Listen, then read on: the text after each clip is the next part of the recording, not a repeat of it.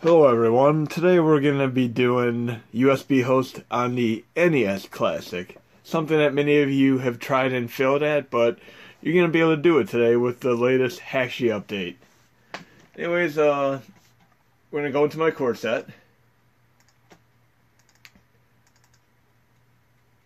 It'll be for 1.14.18. The extra folder USB host. You're going to be using the official Hashi GUI for 1.14.18, and you're going to extract that to wherever on your computer. I already have it extracted. I'm going to open it up now, and there's several steps you're going to have to follow to do this, and I'm going to have a document here. I've done this for the SNES Classic. Many of you are aware that there's a little acronym you're going to follow for the most part. It's going to be this: seriously don't you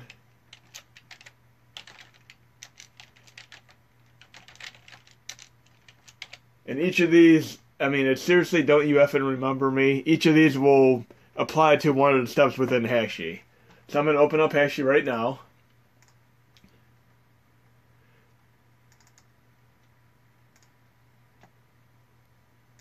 And the very first one we have to do, seriously, would be for stock, which would be the kernel. And that would be whether or not you use the NES or the SNES. I'm going into my Hashi 2 directory.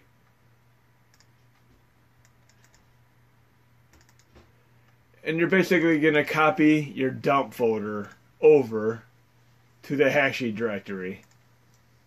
So you want it to go into this directory here. And you'll have your kernel for the NES and your kernel for the SNES. So that's the first part of the acronym right there. And then don't. And these will pretty much all apply to kernel here. Don't would be for dump the kernel. And of course, if you try dumping it right now, it says all WIN or USB FEO device not found. You have to put it into FEO mode by holding down power and reset for several seconds. So let me do that now.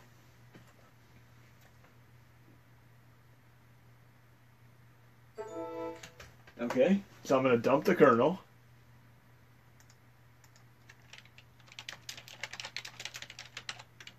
Then we have the next step, which would be U. And I'm waiting for this step to finish here. And once you remember this acronym here, it is very easy to follow these steps. And you're going to be prepping the flash drive as well. There's a few things you're going to need for the flash drive, which I'll go over as well, in order to do this process.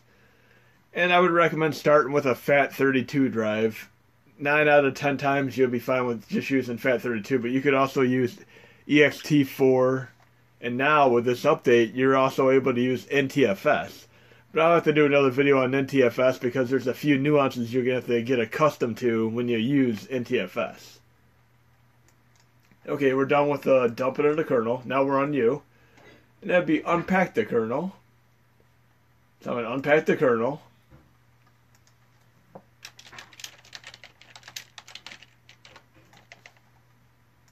And once that's done, we're going to do FN, which would be for flash kernel.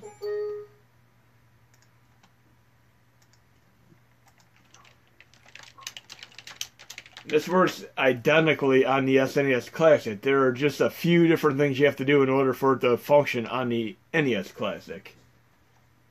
So we're flashing the kernel right now.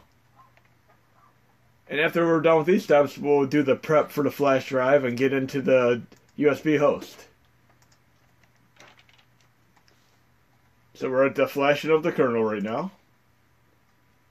This is generally the longest part of the process.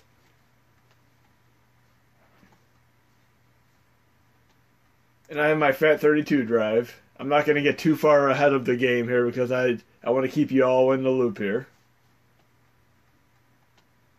But the flashing kernel's getting there. And one thing you're going to need to do, there's a special version of Hashi 2 that I'm going to highly recommend you use for both the NES Classic and the SNES Classic when you do USB host. It'll be most paramount to use this one. It'll help you out greatly.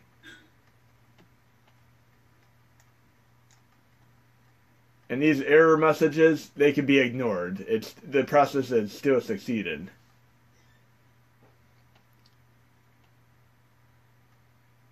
Now we're at the remember portion. And that would be for rebuild kernel. So I'll put that there.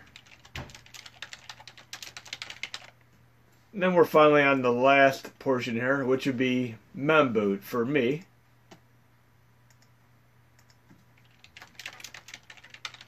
Okay, so we're good there. Now we're going to prep the flash drive. So we're done with Hashi right now, once this memboot's done.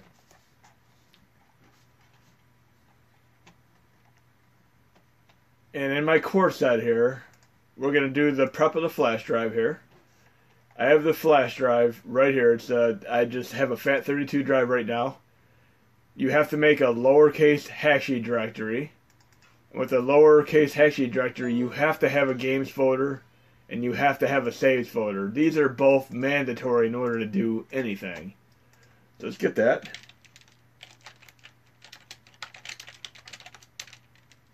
And these are case sensitive. They have to be lowercase.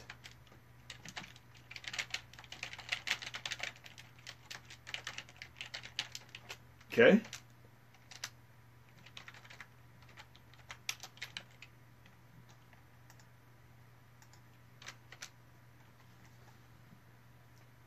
And then now that I have those folders made, I've already made them. This fonts folder is for a different thing. There's an actual HMod you can install in order to utilize this fonts folder. But that is not a true concern right now. We're just getting in the USB host for now.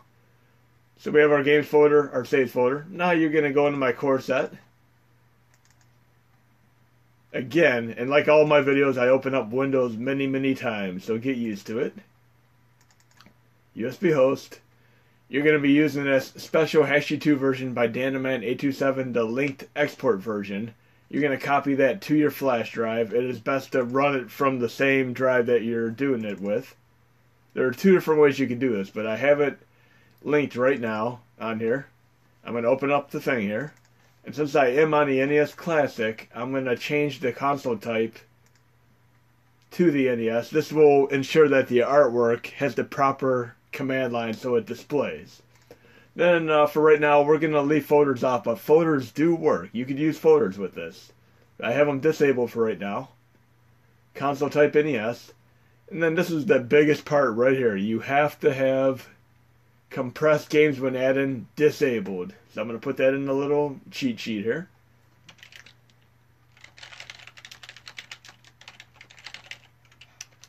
Now the reason you want to have compressed games disabled is when you add the games, there'll be special characters that'll be automatically removed. You cannot have special characters when you're on USB host. So I'm going to add some games right now.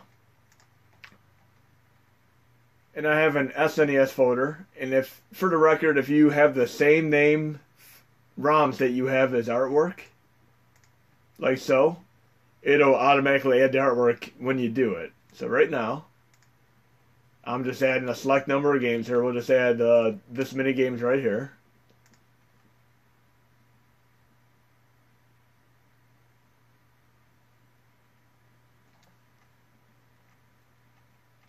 Okay, we have some Super Nintendo games and the artwork is there. These are all uncompressed right now. You do have the option of compressing them if you'd like to. You could do that. I'm leaving them uncompressed for now, but I'll show you what you need to do if you want to compress them. You would right click and compress them, but if you have any issues, just run uncompressed first, and then you could get into the compressed if you have games like that. But I'm going to compress them for the hell of it here. Because the command lines are all proper now. The special characters are officially removed. But you'll need a specific HMod installed in order to do compressed games, and I'll show you that too. Now that we have these here, I'm actually going to move these over to the flash drive. So I'm going to hold down the left shift key and click sync. And of course you want to make sure you have the command lines proper here. What I'd recommend doing after you add games is closing Hashi. This will ensure the command lines are all properly saved. Now I'm going to reopen it. Anytime you make any change to the command lines or such or add games, always close Hashy and reopen it. Otherwise you might have a game, a little stickler of a game that's not going to load because it has a little slight differentiation in the command line. But I have these all here. I'm going to hold the left shift on the keyboard. Let's put this in the thing here.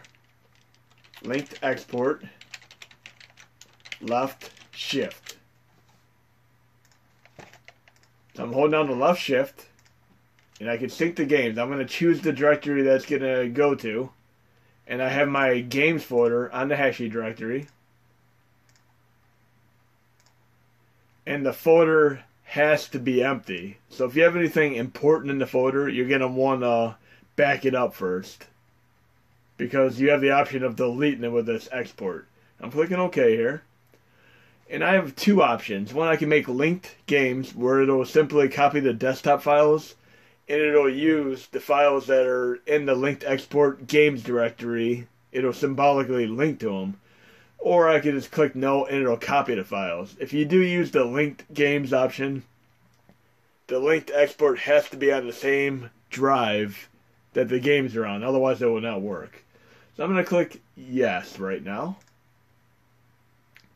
They're all there. If you go in there, they just have desktop files only. The artwork itself is still within the games folder right here. All the files are right here. Now we're going to do the next step. We're going to install the HMods that we need to run these games, because we're good with transfer them over to the drive. So I'm going into my core set here. And this is the important part here. There's two ways that you could install HMods and uninstall them. And that's going to be the next portion of this little tutorial here. So I'm going back to my core set yet again. Let's see how many windows we can get in this video here. And there's a specific USB host modules right here. And the ones you're going to need are going to be for 1.14. So these are already installed when you do madmonkey modules. The Hashy directory. But you're going to have to reinstall them if you ever want to uninstall everything. But I'm going to show you that process here. So right now we're going to have to install Retroarch. That's what I'm going to install for right now. So I'm going to copy Retroarch. And I'm going to the flash drive. Hashy. And you're going to create a transfer folder. This is how you're going to install your HMods.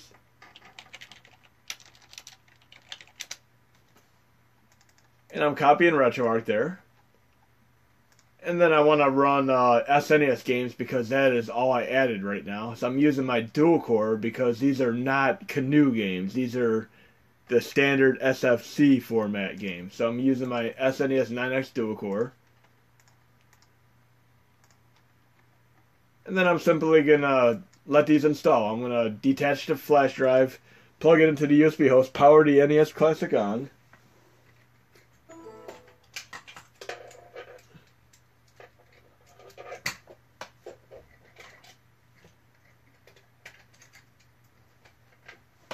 So I'm letting them install right now. Now I'm going to switch over.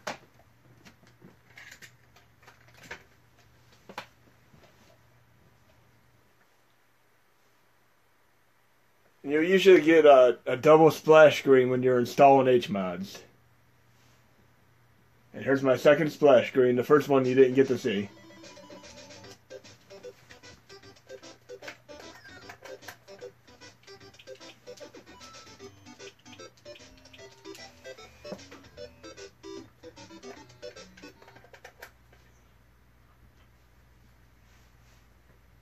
And I'm powering the thing off and right back on so I could have controller use. Because sometimes when you do a transfer, you will not have controller use right away. Okay, here we go. So I have my games here. I forgot to add artwork for Actraiser there. And we're going to test out a game and see if it loads. We'll do 2020 Super Baseball.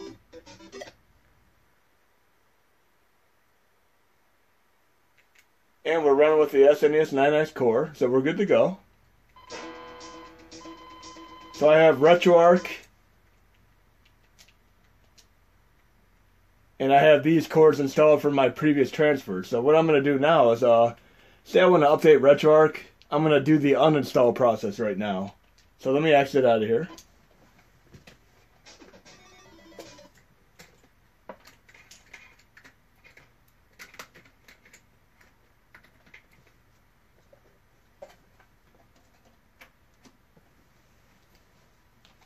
Now I'm going to show you how to uninstall the HMODs if you would like to update. Now we're going to go back to the flash drive here. You'll notice that the transfer folder is gone because it installed the HMODs, but I'm going to do a transfer folder again. And this time, let's open my directory again. This is the proper way to uninstall. It's a clean uninstall of all the HMODs. So I'm going back into my 114.18.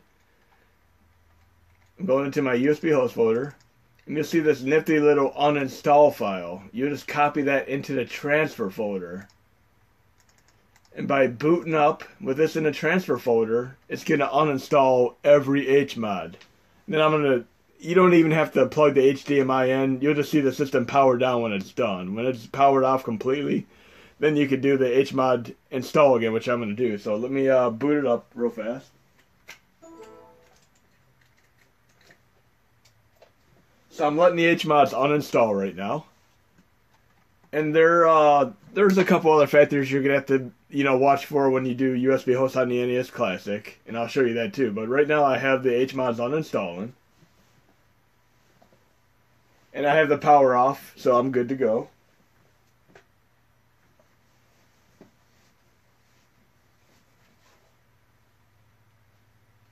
And I'm going to reinstall just a couple HMODs, but I'm going to show you which ones you're going to need to reinstall in order to get USB host functioning again.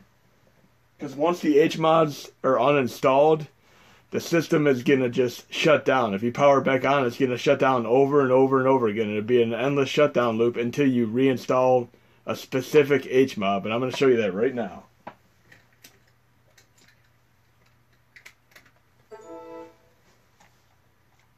So we're opening up the Upteenth window here. Going back to the transfer folder.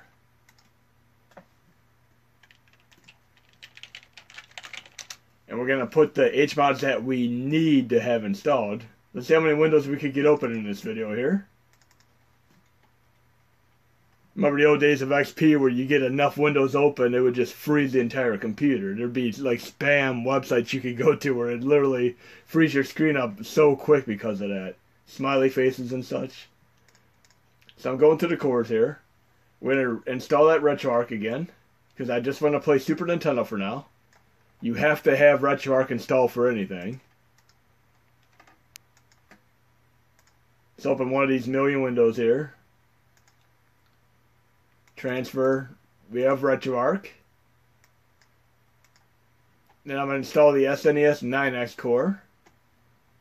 We'll do the dual core version. Now here's where it gets extremely important. Once you use the uninstall file, you're going to have to reinstall the dependent USB host files. And these are the ones that you have to have installed. We're on 114 right now, so you're going to need both of these. The NTFS one if you use NTFS, but I'm copying it over anyway. So you need the ones for 114 for sure. So we have those two. Let me actually copy this. Okay, we're good to go on that. And then additionally, you're going to look down here, you have a CloverCon. This is for your controller shortcuts and such. You're going to need that. And then you're going to use either Font Fix or the Dan the Man font remount. The font remount you would install if you would like to use custom fonts. But I'm going to install Font Fix for now. And then you're going to need Tiny 7-zip so you can run compressed games. Without this Tiny 7-zip, compressed games will not load. But if you were to install the Dan the Man font remount, you would go into this fonts folder, and whatever you have in there that is listed as title FNT would be what would display on your user interface. And I have a directory in my core set for this purpose. I'll show you that briefly if you want to go that route.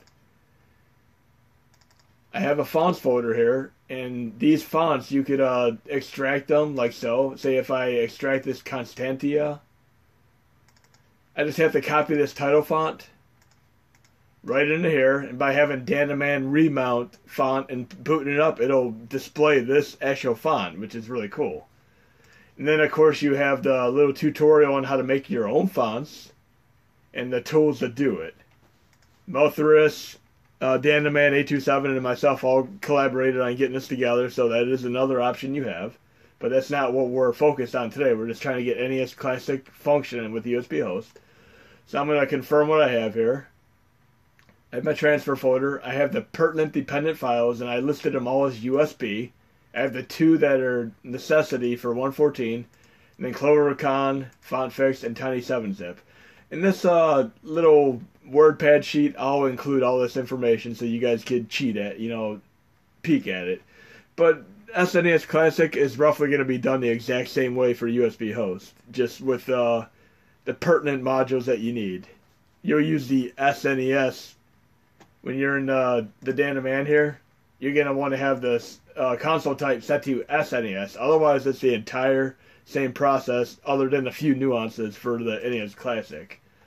And one of those is that you have to have the save folder, as I mentioned.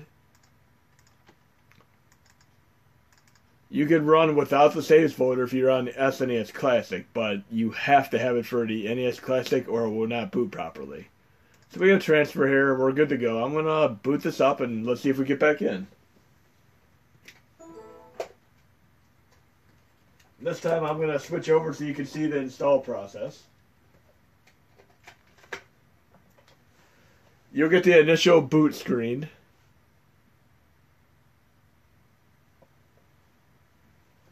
Okay. And additionally, you could have a custom boot screen as well. I've done videos where I show that as well. But like I said, I'm just trying to help you guys and gals get onto NES Classic today. So we'll get our second screen to show that we installed all the HMods. And we're good to go. So I'm going to open up Three Ninjas Kickback. And here's another thing I was going to show you. You get a little C3 error there. That could happen on here, but I'll show you how to fix that. I'm opening up Retroarch options, going to load core. All I have are the ones for Retroarch and SNES because I uninstalled every other core. And obviously you're not going to be able to use the download core option. This is for networking. You have network features in this new Retroarch, but you're not going to have the ability to actually use them yet. But as far as the C3 error, I'm going to show you how to deal with that real quick. But we're all good to go on USB host for NES Classic, and this is going to be in the core set update today. Many people worked on this, and you guys and gals are all going to be able to enjoy this along with several other additional features today. But let me switch back over to the computer and show you how to contend with that little nasty C3 error that could happen when you're on the NES Classic.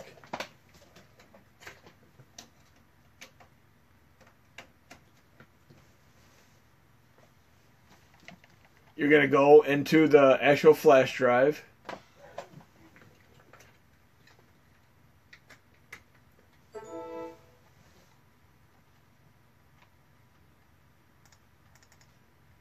And you're going to go to that saves folder. And you're going to try to delete everything you can within the saves folder. And this is mainly if you want to get rid of the saves, but this will pretty much take care of the C3 error, deleting what you can from this folder. So once you delete those files, your C3 error should be ended. If you do have important saves, you could just make a copy of your saves folder. And I do keep a backup folder just like this.